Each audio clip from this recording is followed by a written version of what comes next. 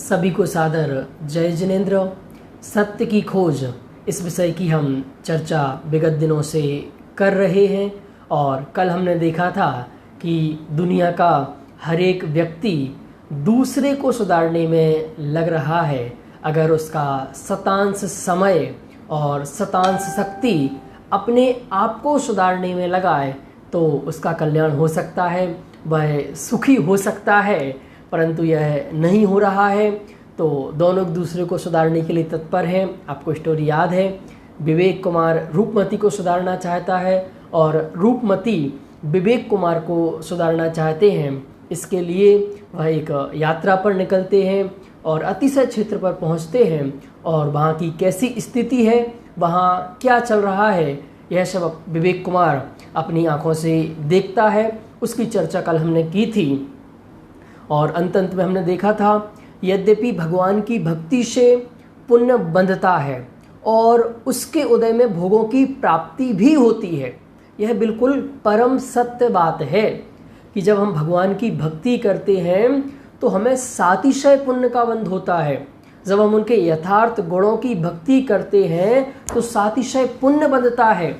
पर जब भक्ति करें तब निस्वार्थ भाव से उनके वास्तविक गुणों की भक्ति करें तब, हम वास्तविक भक्ति तो करते नहीं हैं, वहाँ जाके सिर्फ विषय भोगों की भीख मांगते हैं, पाप भाव करते हैं, तो पाप बंद होगा। अब अगर हम भगवान की भक्ति करते हैं तो डेफिनेटली पुण्य बंद होता है। पर इन तथाकथित भक्तों में भक्ति है ही कहाँ? भोगों की आकांक्षा तो पाप भाव है, इससे तो पाप का ही बंध होगा। पाप के उदय में भोगों की भी उपलब्धि कैसे हो? ओहो, भोगों की आकांक्षा से भक्ति के नाम पर भगवान से भोगों की भीख मांगने वालों को पुण्य का बंध भी नहीं होता। ओहो, किन भक्तों को पुण्य का बंध होता है? जो बिल्कुल एक हमारे यहाँ शब्द प्रयोग किया जाता है, जब हम बच्चों को सिखाते हैं कि मंदिर कैसे जाना चाहिए तो देव दर्शन की विधि में एक शब्द प्रयोग किया जाता है। आप सबको याद है? क्या शब्द बोलते हैं? निस्सही निस्सही निस्सही। निस्सही मतलब सभी सांसारिक कार्यों का निषेध। अब किसी प्रकार के संसार के कामों का यहाँ पर ना विचार किया जाएगा, ना बोला जाएगा, ना कुछ क्रिया में किया जाएगा। मतलब पूर्ण रूप से भगवान के गुणों के प्रति समर्पित हो जाएगा। विचार मग्न विवेक कुमार माथे पर हाथ रखे खंबे के सहारे खड़ा था। उसी समय रूपमती आई और कहने लगी, क्या कहती है रूपमती? सुनिए, बहुत देखी आपने सच्चे भक्तों की भक्ति और भगवान का चमत्कार। यहाँ के भगवान कितने चमत्कारी हैं, इनको अपनी आँखों से देखो। इनकी उपासना से किस किस को कितना कितना लाभ हुआ है अपने कानों से सुनो। जो अपने बगल वाले कमरे में ठहरे हुए हैं वे अभी अभी कह रहे थे कि हमारा यह बच्चा तो भगवान महावीर की कृपा से ही हुआ है, अतः हमने इसका नाम महावीर कुमार रखा है। क्या नाम रखा? महावीर कुमार। क्यों? क्योंकि भगवान महावीर की कृपा से हुआ है। हम तो हार थक कर बैठ गए थे, 5 लड़कियां हो गई थीं पर लड़का एक भी ना था। पड़ोसन के कहने से 2 वर्ष पूर्व आधे मन से वैसे ही बोल गए थे कि अब की बार यदि बच्चा हुआ तो मंदिर का फर्श जड़ा देंगे। और देखो 5-6 महीना बाद ही बच्चा हो गया। उसी 1.5 वर्ष के बालक को लेकर वंदना करने आए हैं, फर्श जड़वा रहे हैं। तुम तो कुछ कहते ही नहीं, तुम तो कुछ करते ही नहीं। रूपमती की मूर्खतापूर्ण बातों को सुनकर पहले से ही उद्विग्न विवेक उत्तेजित हो कहने लगा, जैसी मूर्ख तू वैसे ही वे, जरा विचार तो कर। बोलमा बोलने के 5-6 माह बाद ही बच्चा हो गया, इसका अर्थ है कि 3-4 माह का गर्भ पहले से ही था और गर्भ में उस समय बच्चा ही था, कोई बच्ची का बच्चा नहीं हो गया। कितनी कितनी मार्मिक बात है। उत्तेजित विवेक जोर जोर से बोलने लगा और उसके चारों ओर भीड़ इकट्ठी हो गई। लोग उसकी तर्क संगत बातों को ध्यान से सुन रहे थे और वह धारा प्रभाव बोले जा रहे थे। बीतरागी परमात्मा का उपासक तो बीतरागता का ही उपासक होता है। लौकिक सुख भोग की आकांक्षा से परमात्मा की उपासना करने वाला व्यक्ति वीतरागी सर्वज्ञ भगवान का उपासक नहीं हो सकता। वस्तुतः वह भगवान का उपासक न होकर भोगों का उपासक है। जो वीतरागता की प्राप्ति करना चाहता है, जो वीतरागता की वृद्धि करना चाहता है, सचमुच संबर की परिभाषा कही है शास्त्रों में कि अपने जीवन में वीतरागता की उत्पत्ति होना, इसका नाम है संबर, और उस वीतरागता की वृद्धि होना, इसका नाम है निर्जरा, और पूर्ण वीतरागता प्रकट हो जाना, इसका नाम है मोक्ष। तो इसकी हम उपासना करें। किसकी उपासना करें? वीतरागता की। सच्ची भक्ति के समय चित्त इतना दीन नहीं रह सकता है कि वह कुछ मांग करे। आप खुद देखिए, जब आप भगवान की भक्ति में बिल्कुल खो जाते हैं, डूब जाते हैं, तल्लीन हो जाते हैं, लवलीन हो जाते हैं, तो कुछ मांगने का विकल्प बचता है। मांगने वाले के मन में भक्ति ठहर ही नहीं सकती है, और जिसका मन मांगने वाला है, कहीं उसके मन में भक्ति ठहर सकती है। जैसे मैं आपसे पूछता हूँ, अपने घर परिवार में कोई लोभी व्यक्ति है, बहुत ज़्यादा लोभ इच्छा वाला जीव है, वो किसी की सेवा कर सकता है? वो किसी का ध्यान रख सकता है? नहीं। वो स्वार्थी लोभी अपने लोभ ही सिद्ध करेगा। अगर वो आपको देखने आया है ना, आप बीमार हो गए हैं, तो यहाँ भी वो कुछ ना कुछ स्वार्थ लेके आया है, कुछ ना कुछ अपने लोभ की पूर्ति करने आया है। तो उसी प्रकार जो मांगने वाला व्यक्ति है, वो कभी इस भगवान की सच्ची भक्ति नहीं कर सकता है, उसके मन में भक्ति ठहर ही नहीं सकती है। मांगने वाले के मन में भक्ति ठहर ही नहीं सकती है। वीतराग की भक्ति में तो मांगना संभव ही नहीं। वीतराग का भक्त तो कुछ मांग ही नहीं सकता। जो मांगे वह वीतराग का भक्त है ही नहीं। कितनी बड़ी बात कह दी कि जो वीतरागता का भक्त है, वीतरागी भगवंतों का भक्त है, वह कभी कुछ मांग नहीं करता, मांग नहीं सकता, और अगर मांगता है तो वह सच्चा वीतरागी भक्त नहीं, और उसके जीवन में, जिसके जीवन में मांग नहीं है, वह ही सच्चा भक्त है। क्यों? मांगने में कुछ बदलने का भाव रहता है। अतः मांगने वाले ने वस्तु का सहज परिणमन स्वीकार नहीं किया। मतलब मांग के आप क्या करना चाहते हैं? मांग के आप कुछ चेंजेस कराना चाहते हैं, आप कुछ परिवर्तन कराना चाहते हैं। इससे सिद्ध होता है कि जो वस्तु व्यवस्था है, जो जैसा जैसा होना है वैसा ही होना है, इस बात की आपको स्वीकृति नहीं है। अतः मांगने वाले ने वस्तु का सहज परिणमन स्वीकार नहीं किया। मांगने में अन्याय भी है। ये बहुत बड़ी बात है, ये बहुत अच्छी बात है। क्या? मांगने में अन्याय भी है। कैसा अन्याय है?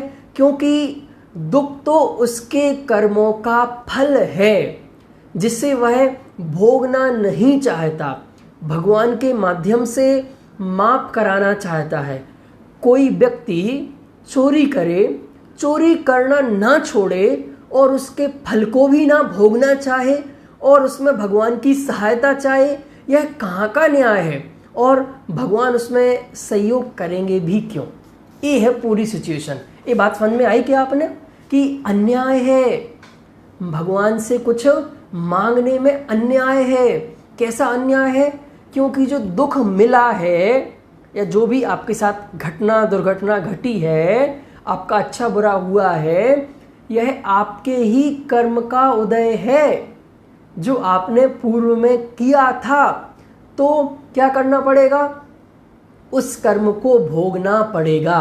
पर वह भोगना नहीं चाहता है और भगवान के माध्यम से माफ कराना चाहता है। और क्या कह रहे हैं? एग्जाम्पल दिया, जिस प्रकार कोई व्यक्ति चोरी करे और चोरी करना ना छोड़े और उसके फल को भी भोगना ना चाहे, दंड मिले, सजा मिले, जेल हो, फिर भगवान की सहायता भी चाहे, तो यह कहाँ का न्याय है? भाई तू एक बार अगर चोरी करना छोड़ दे तो फिर भी जगत में कोई तेरी सहायता करने को तैयार होए, पर तू चोरी भी करे, चोरी करना भी ना छोड़े और उसके फल को भी ना भोगना चाहे और उसमें भगवान की सहायता भी चाहे, तो यह सारा का सारा मतलब चित्त ही चाहता है, सब कुछ तेरे जैसा ही हो। तू कह रहा है ऐसा नहीं होता है। हम सामायिक पाठ बोलते हैं, उसमें भी पंक्तियाँ आती हैं, स्वयं किए जो कर्म शुभाशुभ फल निश्चय ही बे देते, स्वयं किए कर्म शुभाशुभ फल निश्चय ही बे देते। उसमें एक लाइन बहुत अच्छी आती है, स्वयं आप करें स्वयं और फल किसी और को दे, ऐसा तो प्रकृति में नियम नहीं है। जो तूने कर्म किए हैं उसका वैसा वैसा फल तुझे मिलने वाला है, तू चिंता मत कर।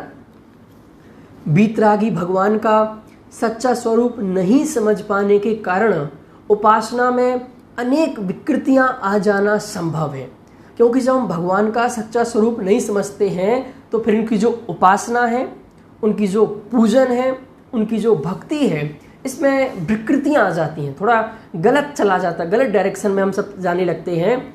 यही कारण है कि आज हम देव मूर्तियों में बीतरागता ना देखकर चमत्कार देखने लगे हैं। चमत्कार को नमस्कार, सूक्ति चलती है, किसको नमस्कार करें, कौन से क्षेत्र पर चलें, किस भगवान को नमस्कार करें, जहाँ पर चमत्कार हो। कि लोकोक्ति के अनुसार जिस मूर्ति और मंदिर के साथ चमत्कारिक कथाएं जुड़ी पाते हैं, उन मंदिरों में विशेषकर उन मूर्तियों के समक्ष तथा कथित भक्तों की भीड़ अधिकाधिक दिखाई देती है। आपने खुद देखा होगा, कौन से भगवान, कौन सी मूर्ति के सामने ज़्यादा भीड़ इकट्ठी खड़ी होती है, कौन से मंदिर में ज़्यादा भीड़ इकट्ठी खड़ी होती है। जिनके साथ लौकिक समृद्धि, संतान आदि की प्राप्ति की कल्पना प्रसारित हैं, वहाँ तो खड़े होने तक को स्थान नहीं मिलता और शेष मंदिर खंडहर होते जा रहे हैं। वहाँ की मूर्तियों की धूल साफ करने वाला भी दिखाई नहीं देता। ऐसी सिचुएशन है ना अभी इस पूरे भारतवर्ष की। क्या हो रहा है कि जिस मूर्तियों, जिस मंदिर के लिए हमने कुछ ऐसी कहानियाँ जोड़ दी, ऐसे कुछ लौकिक उपलब्धियाँ जोड़ दी, तो वहाँ तो भीड़ लगी है, इतनी भीड़ है कि पैर रखने को जगह नहीं है। और भगवान वही हैं, मूर्ति वही हैं, पर हम कोई कथा नहीं जोड़ पाए, तो वहाँ कोई वो खंडहर पड़े हैं, वहाँ कोई धूल साफ करने वाला नहीं है, वहाँ कोई प्रक्षाल करने वाला नहीं है, वहाँ कोई अभिषेक करने वाला नहीं है। एक भगवान महावीर की हजारों मूर्तियाँ हैं, उन सब मूर्तियों के माध्यम से हम महावीर की पूजा करते हैं। पृथक पृथक मंदिरों में पृथक पृथक मूर्तियों के माध्यम से पूजे जाने वाले भगवान महावीर पृथक पृथक नहीं वरन एक ही हैं। अगर पूरे भारत देश में भगवान महावीर स्वामी की 1,00,000 प्रतिमाएं हैं, तो मैं पूछता हूँ वो सारी 1,00,000 प्रतिमाएं एक जैसी हैं या अलग अलग हैं? अगर हम अलग अलग मानते हैं तो अभी हमने किस आधार से अलग अलग मानते हैं? इस मूर्ति के सामने तो काम हो जाता है, इस मूर्ति के सामने नहीं होता है। इसका मतलब अभी हमने भगवान में बीतरागता नहीं देखी, उनकी सर्वज्ञता नहीं देखी। भगवान महावीर अपनी बीतरागता, सर्वज्ञता और हितोपदेशिता के कारण पूज्य हैं। कोई लौकिक चमत्कारों और संतान धनादि देने के कारण नहीं। भगवान की पूज्यता क्या है? सब शास्त्रों में लिखा हुआ है कि भगवान की क्यों पूजा की जाती है। मैंने अभी आपको कुछ दिन श्लोक पढ़ के भी बताए थे। भव बीजांकुर जनना रागाद्या क्षय मुपगता यस्य ब्रह्मा वा विष्णुर्वा हरो जिनो वा नमस्तस्मै। मैं किनकी पूजन करता हूँ? जिन्होंने भव बीज के अंकुर भूत मोह, राग, द्वेष, मिथ्यात्व का अभाव कर दिया है। मतलब सामान्य सा नियम समझो आप। कौन पूज्य है? पूजने का नियम क्या है कि जिनके दोष खत्म हो गए और गुण पूर्ण प्रकट हो गए हैं, वो होते हैं पूज्य। तो भगवान महावीर अपनी बीतरागता, सर्वज्ञता और हितोपदेशिता के कारण पूज्य हैं। कोई लौकिक चमत्कारों और संतान धनादि देने के कारण नहीं। जो महान आत्मा स्वयं धनादि और घर बार छोड़कर आत्म साधनारत हुए हों, उनसे ही धनादि की चाह करना कितना हास्यास्पद है। वो कहते हैं मुझे हंसी आती है। कैसी हंसी आती है कि भाई जो व्यक्ति ये सब चीज़ें छोड़ के गया है, रुपया, पैसा, मकान, दौलत, अब हम यही सब चीज़ें उससे मांगते हैं, उसकी पूजा करके या चाहते हैं, तो मिलने वाले नहीं हैं। उनसे ही धनादि की चाह करना कितना हास्यास्पद है। उनको भोगादि का देने वाला कहना उनकी वीतरागता की मूर्ति को खंडित करना है। अगर हम उन्हें लेने देने वाला मानते हैं, रागी द्वेषी मानते हैं, और किसको दें भगवान? फिर जो उनकी पूजा करें उसको दें, और जो पूजा नहीं करें उसको नहीं दें। इसका मतलब क्या हो गया? इसका मतलब भगवान रागी द्वेषी हो गए, क्योंकि जो पूजा करने वाला है उसको देने लगे और जो पूजा नहीं करता उसको नहीं देते। अच्छा पंडित जी, अपने भगवान तो नहीं देते हैं, वो दूसरे वाले हैं ना, दूसरे धर्म के हैं, वो तो दे देंगे। नहीं, ना ना ना ना, दुनिया के कोई भगवान जब तक हमारे पुण्य का उदय नहीं है, हमारे कर्म का उदय नहीं है, हमारा पुरुषार्थ नहीं है, योग निमित्त नहीं है, तो दुनिया के कोई भी भगवान कुछ देने वाले नहीं हैं। और जब आपके कर्म का उदय आ गया तो आप किसी के पास भी खड़े हो जाएं, किसी की भी पूजा कर रहे होंगे, आपका काम हो जाएगा। तो हमें क्या लगता? आगे पढ़ेंगे। एक तो वीतरागी भगवान प्रसन्न होकर किसी को कुछ देते ही नहीं हैं, और ना अप्रसन्न होकर किसी का कुछ बिगाड़ ही करते हैं। दूसरे, यदि भोले जीवों की कल्पनानुसार उन्हें सुख दुख देने वाला मान भी लिया जाए, तो भी यह कैसे संभव है कि वे अमुक मूर्ति के माध्यम से ही कुछ देंगे, अन्य मूर्ति के माध्यम से नहीं। चलो एक बार हमने मान भी लिया, एक जो नॉर्मल जीव संसार में मानते हैं कि भगवान कुछ देते लेते हैं, उनके अनुसार तो कौन सी मूर्ति के, फिर तो महावीर देते ना, भगवान महावीर कुछ देते हैं। तो फिर यह भेद क्यों कि जो मूर्ति मैं चला रहा हूँ, जिसका संचालक मैं हूँ, वह मूर्ति तो देगी, और जिस मूर्ति जो आपके गांव में विराजमान है वह नहीं देगी। तो गांव में भगवान महावीर स्वामी की मूर्ति है ना, तो जो मेरे मंदिर में है वही देगी और आपके मंदिर वाली नहीं देगी। ऐसा नियम क्यों? यहाँ से होता है धंधा चालू, यहाँ से होता है बिजनेस चालू। यदि यह कहा जाए कि वे तो कुछ नहीं देते किंतु उनके उपासक को सहज ही पुण्यबंध होता है, तो क्या अमुक मूर्ति की पूजा करने से या अमुक मंदिर में घृतादि के दीपक रखने से ही पुण्य बंधेगा, अन्य मंदिर में या अन्य मूर्तियों के सामने नहीं? फिर वो कहते हैं कि भगवान तो नहीं देते हैं, भगवान तो वीतरागी होते हैं, उनके जो उपासक होते हैं उसे सहज पुण्य बनता है, जो उनकी पूजा भक्ति करते हैं उन्हें पुण्य बनता है, उस पुण्य बंध में उन्हें यह सब चीज़ें मिलती हैं। तो फिर बात कह रहा हूँ कि उसी मूर्ति के सामने पूजा करेंगे, उसी मूर्ति के सामने दीपक जलाएंगे, उसी मूर्ति के सामने स्तुति करेंगे, तो ही मिलेगा कि हम जो हमारे गांव में मंदिर है, हमारे घर में मंदिर है, और भी हम दूसरे क्षेत्रों पर मंदिर है, वहाँ भी रखेंगे तो भी मिलेगा। अब बताओ आप, भोले भक्तों ने अपनी कल्पना के अनुसार तीर्थंकर भगवंतों में भी भेदभाव कर डाला है। उनके अनुसार पार्श्वनाथ रक्षा करते हैं तो शांतिनाथ शांति, इसी प्रकार शीतलनाथ शीतलता, चेचक को ठीक करने वाले हैं, और सिद्ध भगवान को कुष्ठ रोग निवारण करने वाला कहा जाता है। मतलब भगवान में भी भेद कर दिए हैं कि जो रक्षा का डिपार्टमेंट किसको दे दिया है? पार्श्वनाथ को, और शांति का डिपार्टमेंट शांतिनाथ भगवान को, और चेचक को दूर करने का डिपार्टमेंट शीतलनाथ भगवान को, और कुष्ठ रोग को दूर करने का डिपार्टमेंट ए सिद्ध भगवान के पास रखो। बड़ा डिपार्टमेंट है, ऐसा है, डिपार्टमेंट बढ़ गए हैं। अब मैं आपसे ये पूछता हूँ कि अनंत शक्ति के संपन्न भगवान हैं, तो अगर पार्श्वनाथ रक्षा कर सकते हैं तो पार्श्वनाथ शांति नहीं कर सकते हैं? प्रश्न पूछ रहा हूँ आपसे। भगवान तो सभी वीतरागी, सर्वज्ञ, एक सी शक्ति, अनंत वीर के धनी हैं। उनके कार्यों में यह भेद कैसे संभव है? एक तो भगवान कुछ करते ही नहीं, यदि करें तो क्या शांतिनाथ पार्श्वनाथ के समान रक्षा नहीं कर सकते और पार्श्वनाथ शांतिनाथ के समान शांति नहीं कर सकते, ऐसा कोई भेद तो अनंत सिद्ध भगवंतों में तो नहीं है। ऐसा भेद क्या भगवान ने कर रखा है? ऐसा भेद हमने खुद क्रिएट कर रखे हैं। लौकिक अनुकूलता प्रतिकूलता अपने अपने भावों द्वारा पूर्वोपार्जित पुण्य पाप का फल है।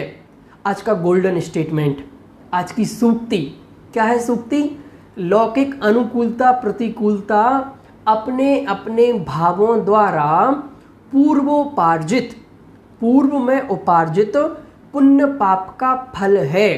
हमने जो पहले पुण्य पाप के भाव कर रखे हैं उसका ही फल है। में कौन सी अनुकूलता मिलेगी, कैसी प्रतिकूलता मिलेगी? भगवान का उसमें कोई कर्तृत्व नहीं है, क्योंकि वे तो कृत हैं, वे कुछ करते नहीं। कृत मतलब उन्हें कुछ करना शेष ही नहीं रहा, वे तो पूर्णता को प्राप्त हो चुके हैं।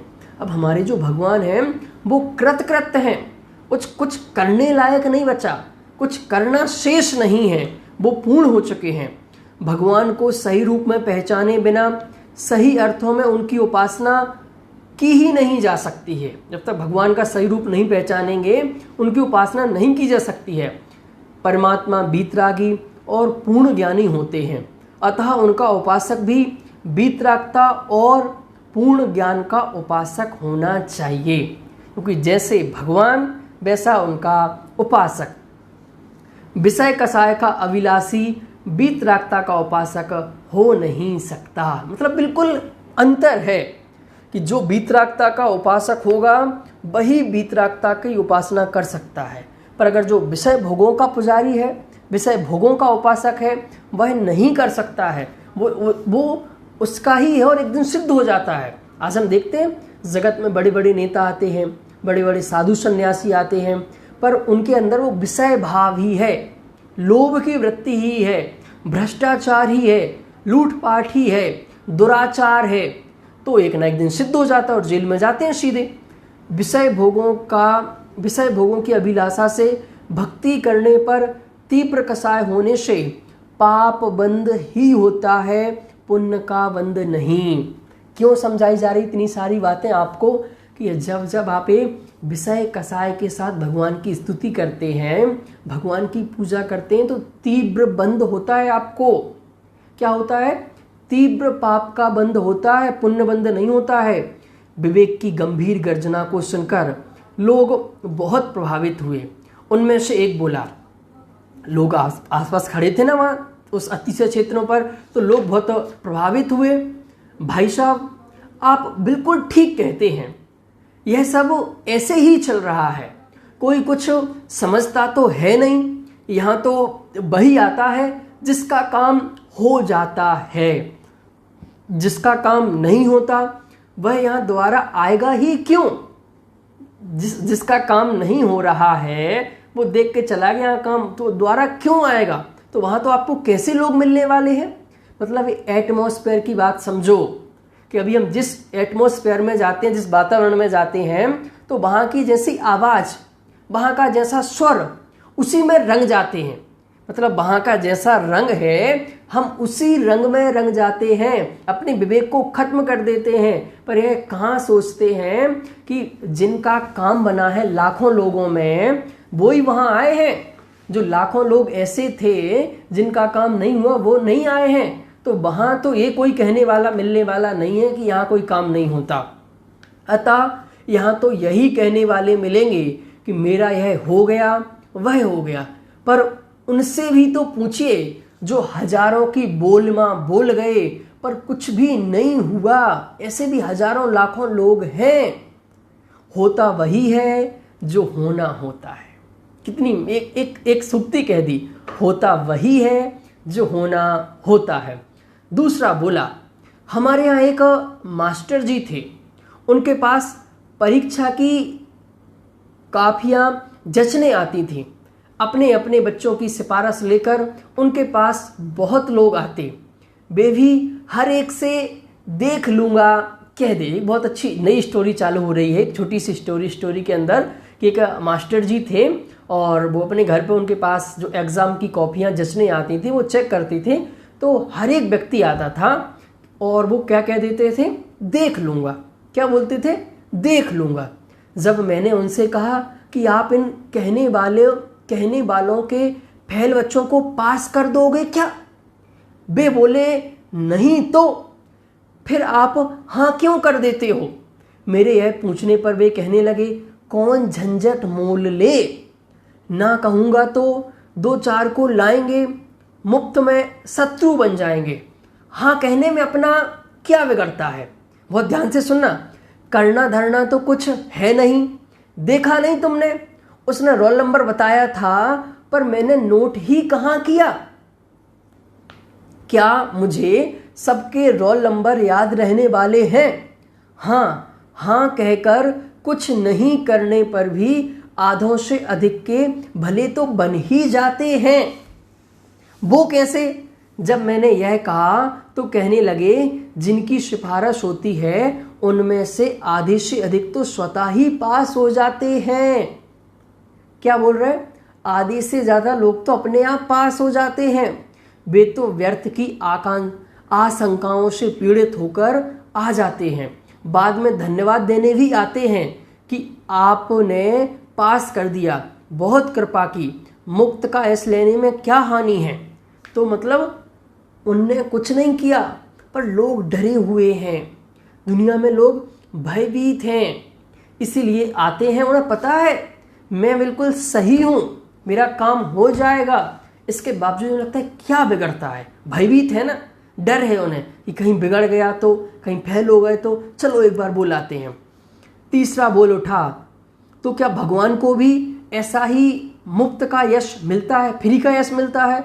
हाँ ऐसा ही, क्योंकि भगवान पर का कुछ करते तो है नहीं, पर इतना अंतर है कि वे हाँ भी कब करते हैं, झूठा यश चाहते ही कब हैं। अब आपको लगता है कि मेरी तो बात हो गई है, वो काम कर देंगे, भगवान काम कर देंगे। कभी भगवान ने हाँ बोला आपको। भगवान ऐसा बोलते हैं कि हाँ मैं आपका काम कर दूंगा। कहीं भगवान हाँ करते हैं। कौन हाँ करता है, उनके मैनेजर जो भगवान के नाम पर धंधा चला रहे हैं, वो हाँ हो जाएगा काम, इतना इतना पैसा लगेगा, ये आपको देना पड़ेगा, ये करवाना पड़ेगा, हो जाएगा काम। भगवान हाँ बोलते क्या, नहीं। अतः उनकी ओर से तो कोई धोखाधड़ी है नहीं, अज्ञानी स्वयं अपने को धोखा दिया करते हैं। चौथा कह उठा, तो क्या है सब झूठ है, किसी को कोई लाभ नहीं हुआ। विवेक बोला, कौन कहता है कि किसी को कोई लाभ नहीं हुआ, पर बात यह है कि उसे जो लाभ हुआ है उसमें भगवान ने कुछ नहीं किया, मतलब उसके पुण्य का उदय। ये नियम है, हर 48 मिनट के अंदर एक व्यक्ति के भाव चेंजेस होते हैं, एक जैसे भाव नहीं रहते हैं, तो उदय भी चेंजेस होते हैं। तो पुण्य से पाप आता है, उदय आता है, तो वो स्थिति परिस्थितियां ऑटोमेटिक चेंज होती है।